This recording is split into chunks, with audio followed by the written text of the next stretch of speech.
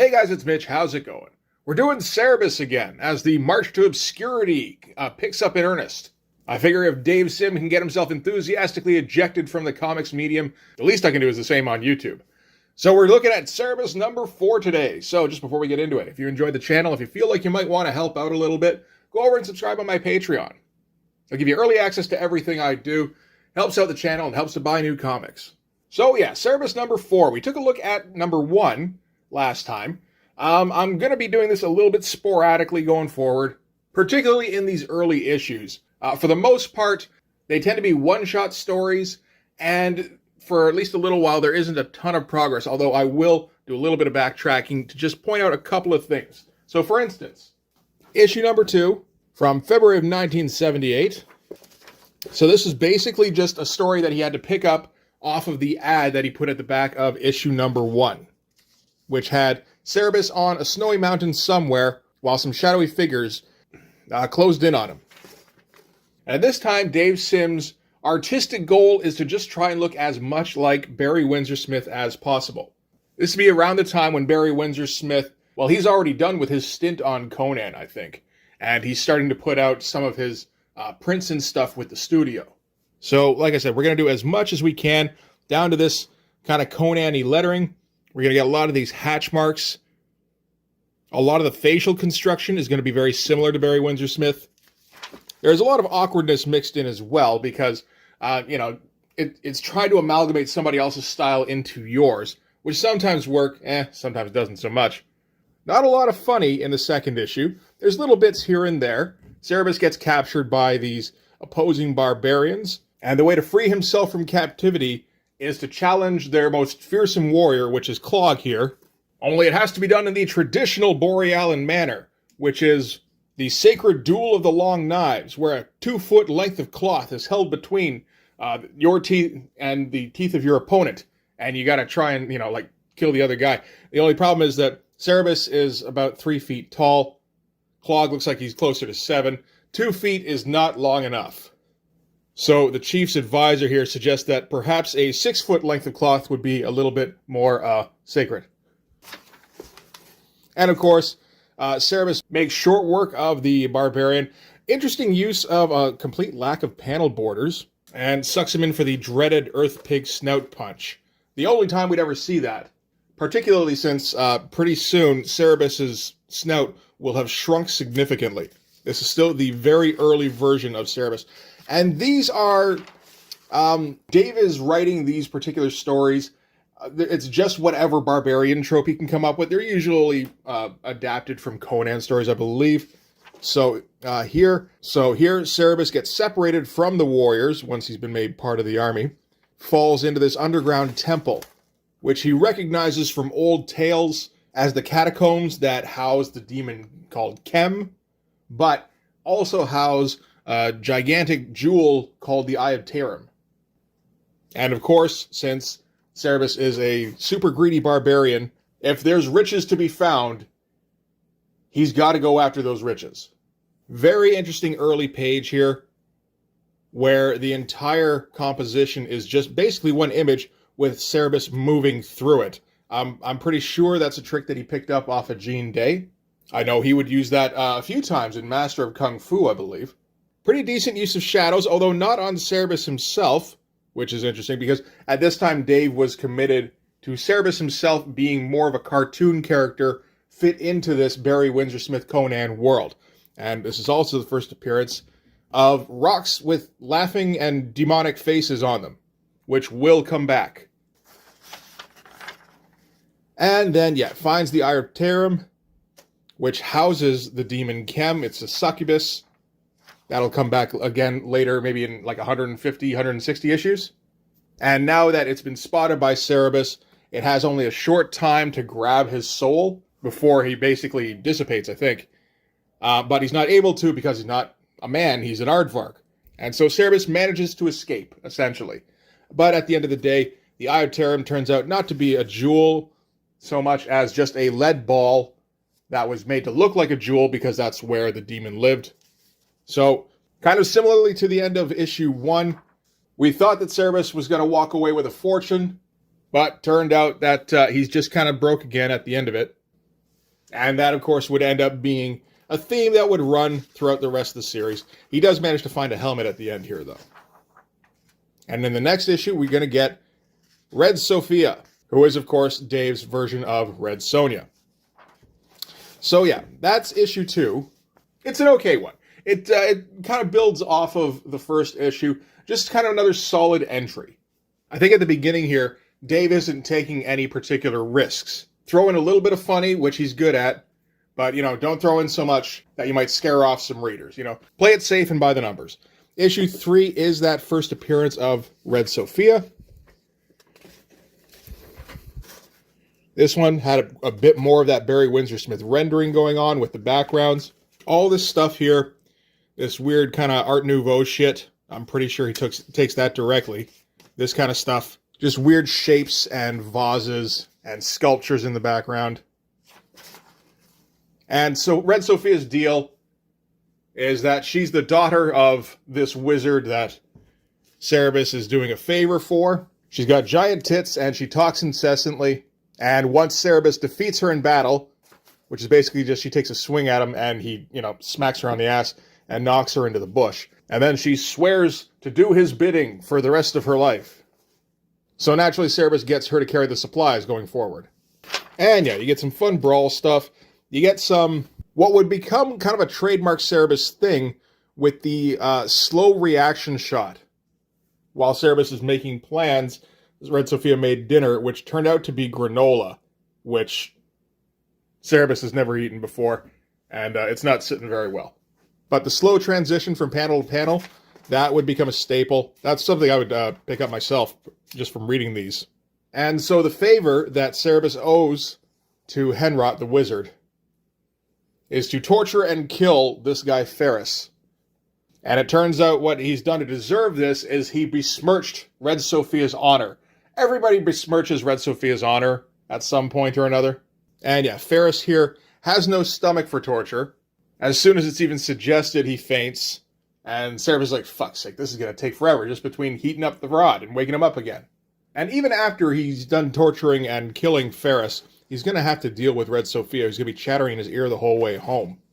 And eventually he hits on the idea of killing two birds with one stone by telling Sophia, who will do his bidding, to marry Ferris, which will torture him for the rest of his life. And it's a little interesting to see. He just had no skill at drawing women at the beginning here. He's like trying to draw Red Sophia a little bit like how Frank Thorne draws Red Sonja, only with an ink line like Barry Windsor Smith, and it ends up not really looking like much of anything. And yeah, so that's it for issue 3. Henrot here, by the way, is Frank Thorne, who is the artist for Red Sonja. And Henrot, of course, is an anagram of Thorne. And Red Sophia would pop up again eventually. She was become kind of a fixture at the beginning of Church and State. So anyway, that's our backstory for this issue. Now we'll touch on Cerebus number 4, which is the first appearance of Elrod, the albino. I don't know if anybody's familiar with Elric, the albino, last ruler of a dying race.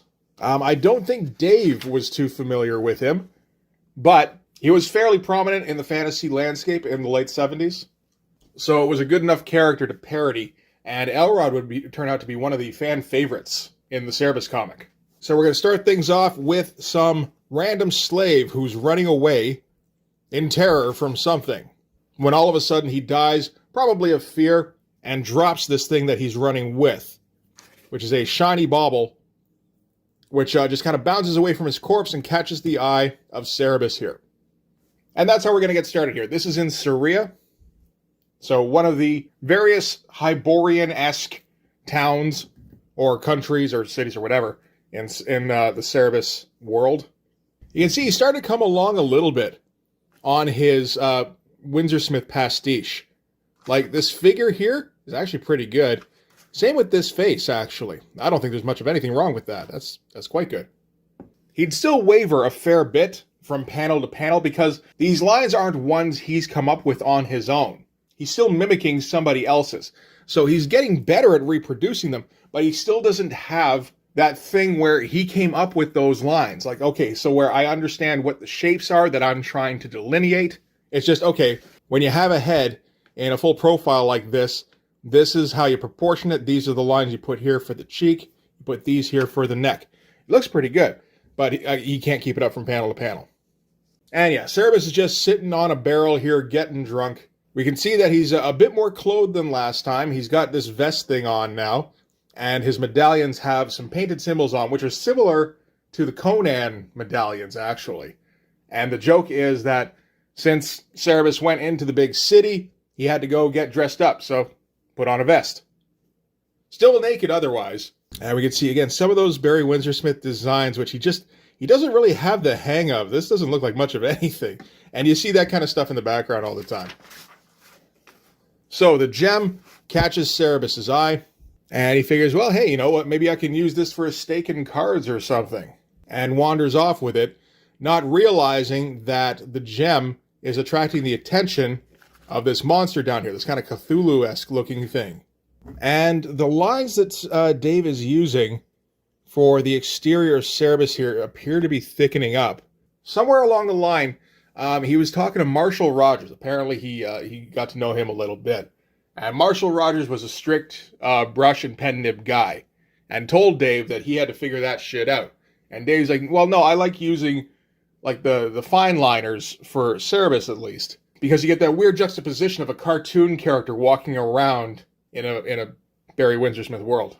And somewhere he started to just kind of buckle under and start using them. I'm not sure if it's here. Some of these lines still look very regular. I would say probably not. It's tough to say, though, because, I mean, at the beginning when you're first using a brush, you don't know how to vary line weights very well. So that could be the start of it. So eventually, I mean, although he is pretty hammered, he does notice that he's being followed, turns around to confront the crawler here. Pretty good looking little monster. This is the first time we've seen him do something like this. And somewhere, Death is chuckling to himself that the gem will soon be his. So this is the first time we're meeting Death in the Cerebus world. This is the last time we'll be meeting Death in the Cerebus world. Again, maybe for another 160 issues. So the purpose of the crawler in this case is to basically terrify whoever holds the gem and drive him towards Death. That's the whole point. Because Death needs that chaos gem. But Cerebus is an Earth Pig born, which means that he doesn't get terrified by nothing. And he's going to stand his ground. And Death is like, that's fine. You know, if he gets murdered, okay, somebody's going to find the gem on him, and then the crawler can herd that guy towards me.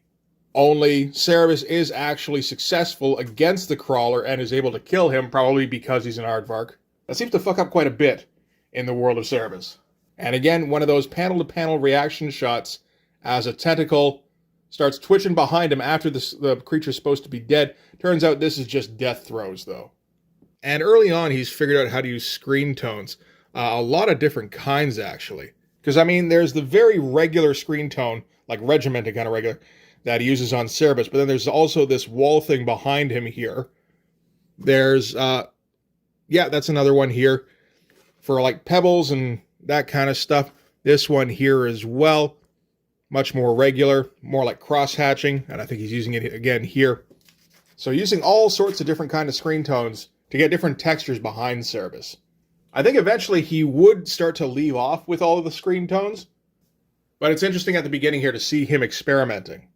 So after defeating the crawler, Cerebus wanders off again in search of a card game or something. His night's not going to be ruined for something quite so easy.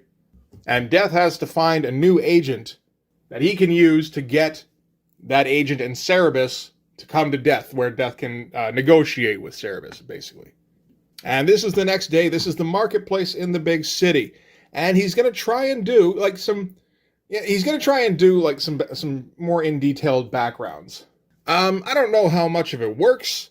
Not a whole lot, really. This perspective is just kind of fucked, really.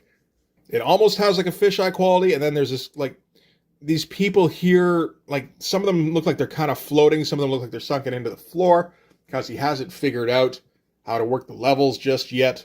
He'll kind of get there eventually, or at the very least, when he hires Gerhardt to do the backgrounds, Gerhardt can figure some stuff out to make it look like they're not floating. So yeah, Cerebus is still just kind of wandering around the market, kind of pretending to be a merchant so that he can fit in. And yeah, I'm pretty sure this is the beginning of that brushwork with just how thick some of these lines are.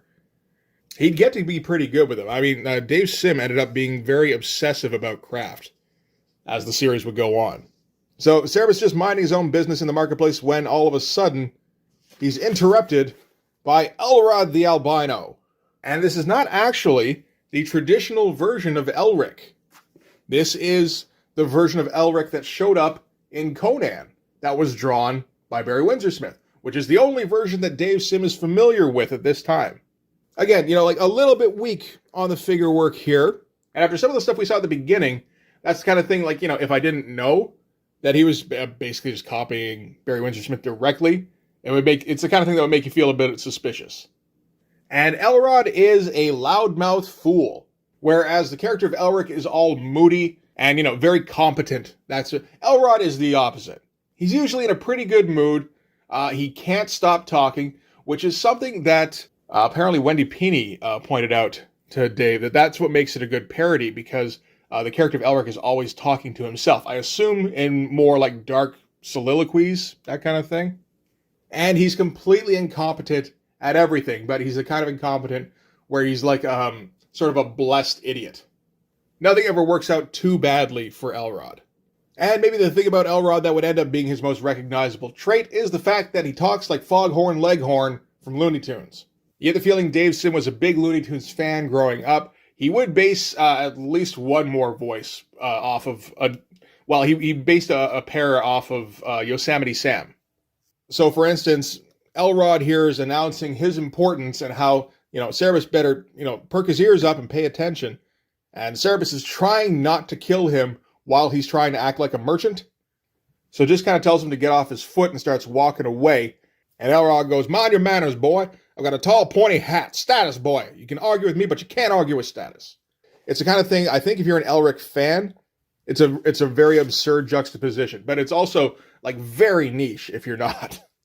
And Cerebus continues to wander away, which offends Elrod even more, to the point where he has to draw his black blade, Seersucker, which is a joke on Elric's sword, Stormbringer. And of course, Cerebus is an actual competent warrior in this, so he recognizes that the black blade isn't obsidian, it's rusted. And we get our nice full-page splash of Death musing on the orbs that he's collected over the years, and how the Chaos Gem will complete his collection. It's a nice shot, and also pretty simple to put together, which would be absolutely necessary when you're the guy doing all the writing, all the drawing, all the lettering, and then having to deal with, the printer and the distributor. You need those easy splash pages every once in a while just to kind of keep the wheels going. At this time, Cerebus is a bi-monthly book, so the schedule isn't as tight as it would very soon become, but you still need every spare hour you can get working on a book like this. And Elrod's going to show off his prowess by swinging Seersucker from side to side, going, "Ha! Ha! Notice the lightning reflexes. My blade is a blur of black light." And Cerebus isn't even going to, duel with him. He's just going to hold up his sword for Elrod to hit, which he does, and smashes his own sword to pieces. And some very early sound effects here from a guy who would later he would basically become probably the best letterer in the business. Or at the very least considered one of the best. And very humble beginnings. It's interesting.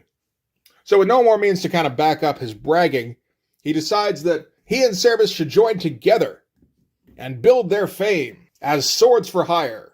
So basically, even though he beat him very easily in battle, Cerebus still can't get rid of Elrod. At which point a guard comes by, tells them they should move along and tend to their wares, and Cerebus is like, "Thank you, yes, I will do that." At which point Elrod has to pipe up, because Elrod always has to pipe up.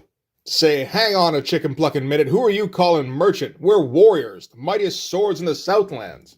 Which sets the guard off, because, that's foreign mercenaries in the city. They shouldn't be just walking around. So now Cerebus is sucked into a confrontation with the city guards because of this idiot albino. And yeah, they get all the guards converging on them. Elrod takes the one on the left, Cerebus gets the rest. And we get kind of classic stuff, it's like, "Watch this, son. But a single blow, Elrod defeats With only 2 or 3 punches, Elrod with barely half a dozen punches. Oh, hell, where's a big rock I can hit him with? And turns back to Cerebus to see if he's got a big rock. And Cerebus has been captured. Not before dispatching at least 3 guards by himself, of course. And Elrod has to rub salt in the wound by saying, not much of a scrapper, are you, boy? Man, I do not have a foghorn leghorn. That's weird to realize. So now they're stuck in the jail, and Cerebus can't go anywhere, and he has to listen to Elrod at all hours of the day, including while Elrod says things like, well, this is one doozy of a mess you got us into. And he's going to keep running his mouth through the imprisonment here, talking about how he's going to come up with a foolproof plan for escaping. Only Cerebus doesn't have time for that because, like, God help him, he can't listen to that for that long. So after straining like his life depends on it, or at the very least his sanity, he is able to snap one of the chains. And then after pulling, he's able to snap the other one here.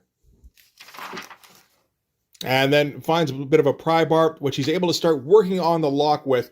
And Elrod just keeps talking shit, being like, no, boy, you gotta use it to dig. Dig, son, like a shovel. You can't dig through a wooden door, boy. Any moron knows that. The inertia's all wrong.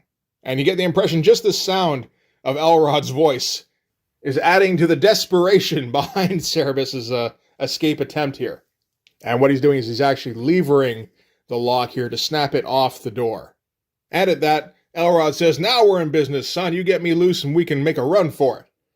And of course, Cerebus is just going to leave, while Elrod yells after him, and you get your beat for a pause, and you get the classic foghorn leghorn. Nice boy, but he's got the attention span of an overripe grapefruit. Even doing the Barry Windsor Smith designs on these hinges here, eh? Doesn't look like anything. It's funny. The hatching's nice, though. And Cerebus is able to crawl out through an air vent and escape. While he's escaping, he realizes all of his trouble started as soon as he picked up this fucking gem. So that thing's getting chucked down a well, and Cerebus is going to go see if he can find a blacksmith to get rid of these shackles. And some days, Death thought to himself, some days it just doesn't pay to get out of bed. Finn! Which is a silly ending, but again, you know, he's trying stuff with the lettering, and that would eventually pay off quite a bit. This is our map of Astarcian. Oh, I remember the name. It took me a minute. I can't really tell where we are. Borealo is where he was in issue 2. I think Syria. Oh, there's Syria. Syria is a city in the Sepran Empire. Eventually, he will make his way to East, which is where a whole lot of the book will take place. It kind of becomes the center of the book eventually.